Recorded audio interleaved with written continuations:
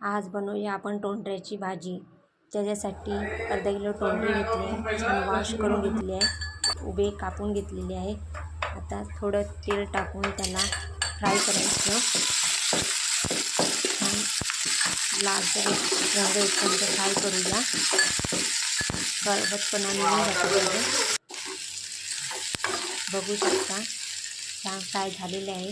आता एका वाट्यामध्ये काढून घेऊया साईडला।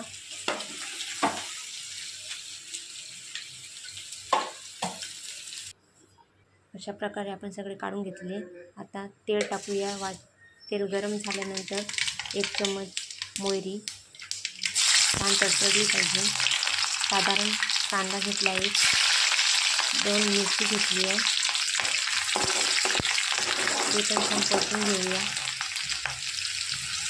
लसूण जिऱ्याची पेस्ट घेतली आहे, ते पण छान परतून घेऊया। एक मोठा साईजचा टमाटर घेतलेला आहे, 1 चम्मच हळद, 2 चम्मच तिखट टाकलेला आहे आणि चवीनुसार मीठ टाकायचं। त्याला छान परतून घेऊया। बघू शकता छान कलर आलेला आहे। टमाटर शिजेपर्यंत फिरवत राहायचं।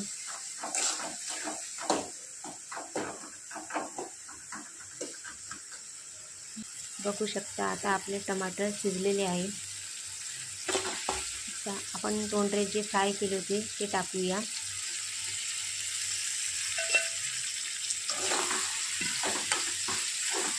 अशा प्रकारे आपण टोंड्याची भाजी सोप्या पद्धतीने केलेली आहे।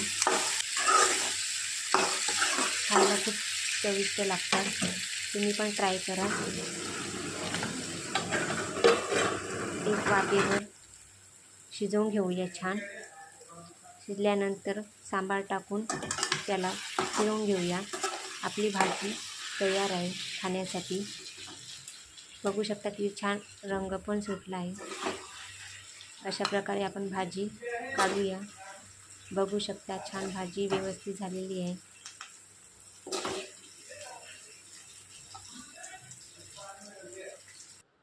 बाय।